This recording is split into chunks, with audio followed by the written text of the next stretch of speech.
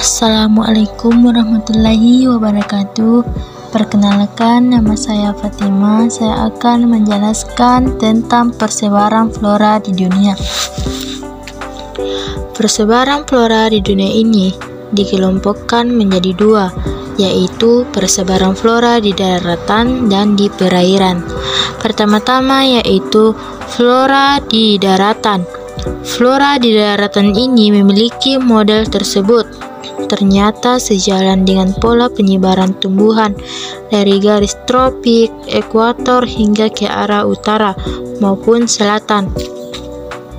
Karena temperatur berubah sesuai dengan ketinggian sebagaimana pula garis lintang selatan dan utara. Dan memiliki kelembapan, ternyata lebih berperan daripada faktor temperatur dan memiliki curah hujan yang tinggi, dibutuhkan untuk mendukung pertumbuhan tanaman besar dan dibagi menjadi 6 macam komunitas tumbuhan. Pertama-tama yaitu padang rumput. Daerah ini terbentang dari daerah tropis sampai ke daerah subtropis. Yang kedua adalah gurun. Daerah ini banyak terdapat di daerah tropis dan berbatasan dengan padang rumput. Yang ketiga yaitu tundra. Daerah ini hanya terdapat di belahan bumi utara dan kebanyakan terletak di daerah kutub utara. Yang keempat adalah hutan tropis basah. Di daerah ini terdapat ratusan spesies tumbuhan yang mungkin berbeda dengan yang lain. Yang kelima adalah hutan gugur. Di daerah ini yang beriklim sedang selain banyak terdapat padang rumput. Kadang-kadang ada yang gurun dan yang paling khas adalah adanya hutan gurun. Yang terakhir adalah taiga. Taiga adalah hutan pinus yang daunnya seperti jarum. Kita akan memasuki di pengelompokan wilayah flora daratan yang berdasarkan iklim. Pertama-tama yaitu hutan hujan ekuatorial. Hutan hujan ekuatorial ini merupakan hutan dengan pepohonan yang tinggi dan rapat. Di bawahnya ditumbuhi pohon-pohon yang lebih rendah dan kecil, serta tanah yang ditumbuhi tanaman tertutup berupa rumput-rumputan. Pohon-pohon seringkali diselimuti jenis-jenis epifit lumut dan pohon-pohon memanjat seperti rotan dan lainnya. Dan hutan pinus ini merupakan hutan taiga yang berdaun jarum. Hutan ekuatorial terdiri atas sejumlah spesies tumbuhan-tumbuhan. Vegetasinya dipengaruhi oleh bentang alam dan tanah. Misalnya tumbuhan di tanah yang relatif tinggi berbeda dengan di lereng landai dan tanahnya tebal. Selanjutnya berbeda pula dengan tumbuhan di lembah yang setiap waktu dekat dengan air. Demikian juga dengan tumbuhan yang berbeda pada daerah yang berbukit-bukit seperti batu dan terjal yang airnya cepat menghilang dan tanahnya tipis bahkan tidak bertahan. Kondisi lereng, ketinggian, dan tipe tanah subsidi dari lingkungan tumbuhan-tumbuhan ini disebut habitat. Vegetasi pantai hutan ekuatorial terdiri atas hutan mangrove. Mangrove merupakan vegetasi pantai di hutan ekuatorial. Hutan mangrove biasanya berkembang ke arah laut. Hutan mangrove di Indonesia terdapat di pantai utara Pulau Jawa. Hutan mangrove telah banyak dirusak oleh manusia sehingga dilakukan penanaman kembali. Jenis tumbuhan rawa asin lainnya adalah pandanus. Baik, kita akan membahas tentang hutan hujan ekuatorial. Hutan hujan ekuatorial ini dibagi menjadi dua, yaitu hutan hujan dan hutan musim. Pertama yaitu hutan hujan tropis. Secara struktural, hutan hujan tropis sama dengan hutan hujan ekuatorial. Perbedaannya terletak pada lokasi hutan, yaitu di pantai yang menerima tiupan angin dari laut. Terdapat juga perbedaan suhu tahunan rata-rata karena perbedaan ketinggian matahari, sehingga terjadi hambatan dalam pertumbuhan pepohonan. Akibat jumlah spesies yang ada lebih sedikit dari hutan ekuatorial, tetapi epifit terdapat di pohon-pohon. Yang kedua ini adalah hutan musim. Nah, hutan musim ini memiliki ciri yaitu hutan musim adalah pohon-pohonnya lebih jarang sehingga sinar matahari menembus celah-celah dedaunan sampai ke tanah. Akibatnya tumbuhan penutup tanah lebih bebas tumbuh. Jenis pepohonan biasanya berdaun rontok. Rontoknya daun-daun ini disebabkan panjangnya musim kering yang bersamaan waktunya dengan perubahan sudut datang sinar matahari. Hutan musim di daerah tropis contohnya adalah hutan jati. Sekian presentasi saya. Wabillahi taufiq wal hidayah. Wassalamualaikum warahmatullahi wabarakatuh. Assalamualaikum warahmatullahi wabarakatuh. Saya atas nama Erika Triputri Aurora ingin melanjutkan materi yang dibacakan oleh Saudara Fatima, yaitu konifera besar yang tumbuh di hutan daerah sedang, yaitu hutan hujan daerah sedang. Hutan hujan daerah sedang terdiri atas berbagai jenis pohon daerah sedang yang selalu hijau, berbeda dengan hutan hujan ekuatorial dan hutan hujan tropis. Hutan hujan daerah sedang ini mempunyai spesies tumbuhan yang lebih sedikit. Pohon-pohon tidak begitu tinggi, daunnya lebih kecil, lebih keras atau kaku, dan kurang rimbun. Hutan hujan daerah sedang cenderung memiliki tumbuhan penutup yang lebih rapat, seperti pakis, palem kecil, bambu, belukar, dan sebagainya. Selanjutnya, gambar di bawah ini adalah hutan sabana. Hutan sabana ini terdiri atas pohon-pohon yang jarang tumbuh sehingga memungkinkan tanaman penutupnya tumbuh leluasa. Tumbuhan penutup terdiri atas rumput dan semak. Jenis pohon-pohonnya adalah eucalyptus dan di Australia. Ciri pohon-pohonnya tinggi sedang, tidak rimbun, daun-daunnya beserta cabang pohon berbentuk mahkota atau payung, dan batangnya tebal serta kasar. Pohon-pohonnya termasuk habitat xerophyt. Daunnya kecil sehingga transpirasi berkurang pada musim kering. Ya, hutan berdaun jarum. Hutan berdaun jarum dengan jenis pohon-pohonnya adalah konifera di Siberia. Pohon-pohonnya terdiri atas jenis larix dan daunnya rontok pada musim dingin. Di daerah Colombia dan California karena lebatnya hujan orografis dan tingginya kelembapan, terdapat hutan dengan jenis pohon terbesar di dunia, yaitu jenis pohon sequoia yang mencapai ketinggian 100 meter. Selanjutnya, hutan kayu keras. Hutan kayu keras yang selalu hijau, terdiri atas pohon-pohon yang pendek, kayunya keras dan berdaun keras.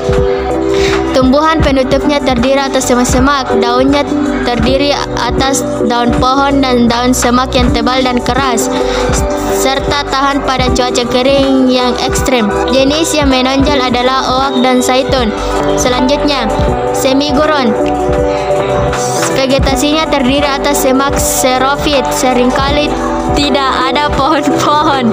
Belukar semigurun tersebar di daerah iklim subtropis dan daerah iklim sedang yang kering dengan curah hujan tahunan kecil serta suhu tinggi pada musim panas. Proses pengapuran tanah dan proses penggaraman akan terjadi di daerah yang drainasenya buruk. Selanjutnya, heat. Heat adalah lahan yang ditutupi oleh semak-semak rendah dan rapat yang tingginya lebih dari 25 cm. Heat bisa terdapat di daerah yang beriklim sangat dingin, tetapi yang paling baik pertumbuhannya adalah di daerah iklim laut pantai barat yang sejuk di Kepulauan Inggris. Jenis ini disebut moor. Selanjutnya, daerah berhutan di daerah dingin. Vegetasinya terbatas pada vegetasi iklim subarktik dan tundra. Pohon-pohon rendah dan terbesar jarang tidak rapat. Tumbuhan penutupnya yaitu belukar, tumbuhan dengan baik. Daerah ini bersamaan letaknya dengan taiga. Penyebarannya adalah sepanjang batas utara dari lintang tinggi hutan berdaun jarum. Jenis hutan ini merupakan transisi ke tundra yang berpohon tinggi dan artika. Selanjutnya, padang rumput. Padang rumput terdiri atas rumput yang tinggi dan tidak memiliki semak belukar. Jenis rumputnya mempunyai akar yang termasuk jauh ke dalam tanah. Curah hujan rata-rata tahunnya antara 50 sampai 100 cm. Perairan di Eropa terdapat di Hongaria yang disebut pusta dan Argentina disebut pampa. Selanjutnya, tundra. Tundra berumput antara lain padang rumput alpina. Penyebarannya terbatas di daerah yang beriklim sangat dingin tetapi mempunyai kelembapan cukup dan kadang-kadang terjadi pembekuan. Tundra di daerah Arktika tumbuh di musim panas pada hari-harinya yang panjang. Pada waktu itu es mencair, tetapi pencairan itu hanya terjadi pada lapisan yang tipis. Jenis tumbuh-tumbuhannya pendek. Selanjutnya, stepa disebut juga prairie pendek. Rumput-rumputnya tersebar, jarang terdapat belukar di sana-sini dan tanah gundul. Penyebaran stepa antara lintang 0 derajat khatulistiwa sampai 45 derajat. Nah, yang terakhir adalah gurun. Gurun kering tumbuhannya dari kelas xerophyt. Pada periode kering yang tampak tumbuhan kecil dengan daunnya yang keras, semak-semak berduri kaktus atau rumput yang kaku keras. Flora daerah gurun berbeda dari satu gurun ke gurun lainnya. Gurun di pantai barat daya Afrika ditumbuhi tumbuhan yang akarnya masuk jauh ke dalam tanah. Gurun tropis tidak hanya disebabkan kering yang ekstrim, tetapi juga karena suhu udara dan suhu tanahnya sangat tinggi. Sekian presentasi saya. Assalamualaikum warahmatullahi wabarakatuh. Saya akan melanjutkan materi dari saudari Erika, yaitu flora di perairan, yaitu terbagi menjadi 3, yaitu fitoplankton, rumput laut, lumut, dan ganggang. Tumbuhan ini mempunyai klorid untuk bersintes mengolah makanan untuk kebutuhan kehidupannya. Ukuran fitoplankton nabati sangat kecil agar dapat melihat harus menggunakan mikroskop sehingga sering diamankan mikroplankton. 2. Rumput laut. Tumbuhan ini melekat ke dasar laut dengan kadar salinitas yang sangat tinggi sehingga tanaman ini tumbuh baik pada kawasan tropis dan air hangat dari arus yang menyebar.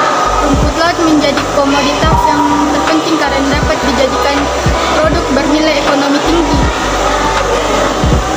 Terakhir adalah lumut dan ganggang. Tanaman ini berfungsi penting karena merupakan makanan utama beberapa biota laut. Selain ini, plankton tumbuhan suburnya lumut dan ganggang memengaruhi penyebaran ikan. Penyebaran ikan meningkatkan pada kawasan lumut dan gangguannya tumbuh subur.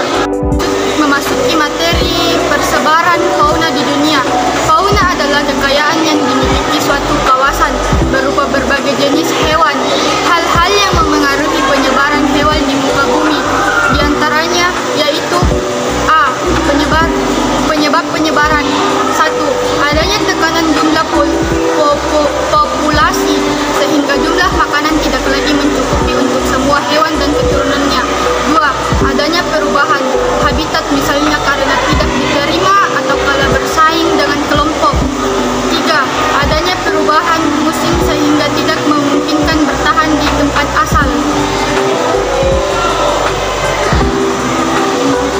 B. Sarana penyebaran. 1. Air. 2. Udara. 3. Tenaga manusia. Sekian presentasi saya. Assalamualaikum warahmatullahi wabarakatuh. Assalamualaikum warahmatullahi wabarakatuh. Saya atas nama Nurhalisa ingin melanjutkan materi yang dibacakan oleh saudari Dewi Fitri, yaitu hambatan penyebaran, yaitu perubahan musim sebagai penyebab binatang harus bermigrasi dan iklim yang panas membuat binatang harus bertahan di tempat asal dalam lubang persembunyinya. Seterusnya yaitu geografis, yaitu adanya laut, sungai, pegunungan, dan padang pasir yang membatasi hewan melintasi kawasan tersebut. Dan lapis, yaitu hambatan dari jenis tanah, mana ada jenis tanah tertentu yang tidak bisa digali oleh hewan sebagai tempat tinggal.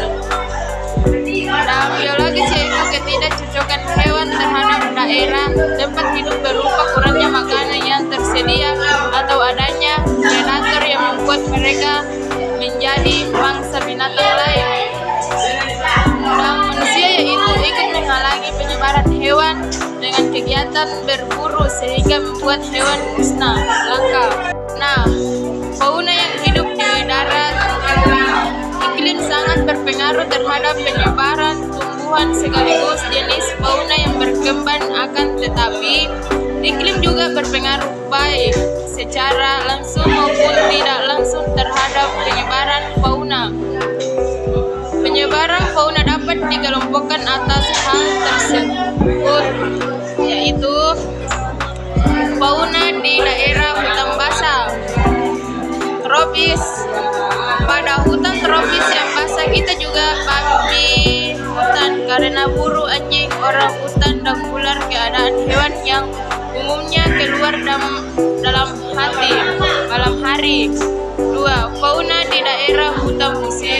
Suhu yang tidak stabil terpanjang tahun menyebabkan jenis hewan tidak sebanyak di hutan tropis.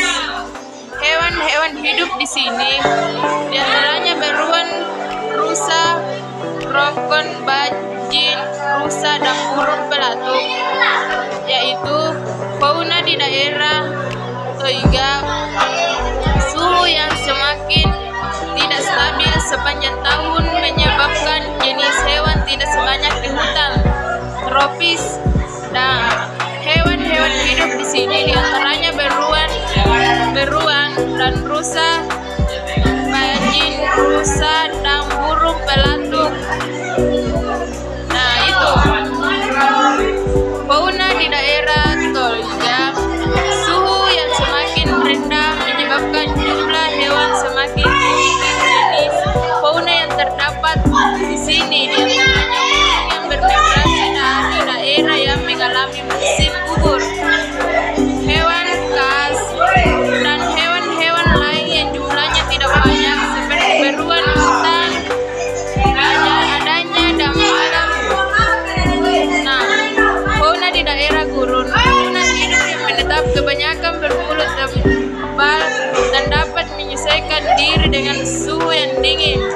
Jenis fauna yang ada diantaranya berbivora yang besar seperti miskonya dan rhinoceros yang makanya berupa mulut dan jumlah. Nah, fauna daerah gurun. Di daerah ini jumlahnya hewan iklim gurun sehingga jarang terdapat hewan besar karena ketiadaan air serta suhu yang tinggi.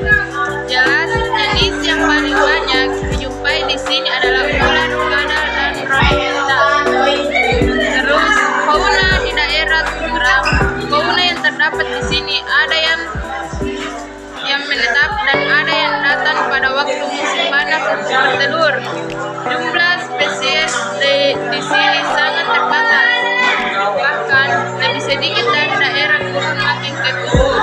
Terdapat jenis walrus, pinglung berbulu tebal, beruang kutub, emin, dan lalat jenis telur yang tahan dingin dan menetes di musim panas. Fauna berdasarkan evaluasi fisiografik, klimatik, dan biotik yang berbeda dengan penyebaran wilayahnya, yaitu sebagai berikut. Presentasi saya. Assalamualaikum warahmatullahi wabarakatuh. Assalamualaikum warahmatullahi wabarakatuh. Perkenalkan, nama saya Heran. Saya ingin melanjutkan materi dari Nurhalisa dan menyebabkan wilayahnya, yaitu ada 6 nomor, yaitu wilayah Ethiopia. Wilayah ini tersebar dari selatan Gurun Sahara, Madagaskar, dan kawasan Arabian bagian selatan. Dengan kondisi lingkungannya yang seragam, Gurun Sahara menjadi batas penyebaran hewan ini dengan hewan paleartik. Jenis hewan yang ada meliputi jerapah, zebra, antilop. Nomor 2, wilayah paleartik. Wilayah ini mencangkup kawasan Eropa dan Asia, mulai dari Eropa Barat sampai selatan, Bering, dan dari kutub utara sampai pegunungan Himalaya. Hewan di sini sangat bervariasi karena perbedaan suhu, curah hujan, dan relief. Beberapa jenis reptil yaitu kucing kutub, tikus air. 3. Wilayah oriental. Wilayah ini mencakup mencakup kawasan selatan Asia, Asia Tenggara, dan pula-pula sekitarnya. Hewannya yaitu harimau, gajah, gibbon, orangutan. 4. Wilayah Australia. Wilayah ini mencakup Australia, Selandia Baru, Papua, dan Maluku. Hewan-hewan spesifik yang ada yaitu kanguru, kiwi, burung cendrawasih, dan kura-kura. Nomor 5. Wilayah Nearktik. Wilayah ini mencakup kawasan Amerika Utara sampai ke Kutub Utara dan Greenland. Hewan spesifik yang ada yaitu domba gunung, sirabau, caribau, bison, dan muskox. Nah, wilayah terakhir yaitu wilayah neotropikal. Wilayah ini mencakup kawasan Amerika Tengah dan Selatan yang sebagian besar beriklim tropis dan beriklim sedang di selatan. Hewan spesifik yang ada yaitu terenggiling, manjalangan, dan babi. Sekian dari saya, terima kasih. Assalamualaikum warahmatullahi wabarakatuh. Perkenalkan, nama saya Armensian dari kelompok 2 ingin melanjutkan hasil presentasi tema saya yaitu Heriansa yang berjudul fauna yang hidup di laut. Penyebaran fauna di laut dipengaruhi oleh salinitas suhu, kerapatan tekanan, dan aliran arus. Organisme laut yang dikelompokkan menjadi 3 yaitu sebagai berikut. 1. Bentos. Bentos merupakan julukan untuk hewan dan tumbuhan yang melewatkan hidupnya melekat di suatu tempat. Setelah suatu periode awal saat masuk ini dapat berenang berkeliling. Bentuk merupakan organisme yang berada di dasar laut seperti remis, kepiting, kelam, dan cacing yang menggali lian di dalam pasir atau lumpur laut. 2. Nektong. Nektong merupakan kelompok hewan yang berenang kuat. Hewan ini tidak terbawa mengikuti arus laut. Titik nektong meliputi populasi ikan besar di mamalia laut seperti ikan hiu, ikan pari, ikan yang mirip di ikan selam, ikan yang mirip ikan herring, ikan yang mirip ikan bawal, belut, paus, penyut laut, anjing laut. 3. Plankton. Plankton merupakan organisme yang dibawa oleh arus. Bentuknya yang besar seperti ubur-ubur, namun umumnya terbentuk kecil seperti Kepepoda, bakteri, diatoma, lapa, siput, tiram, cacing, dan ikan. Wassalamualaikum warahmatullahi wabarakatuh. Sekian presentasi dari saya.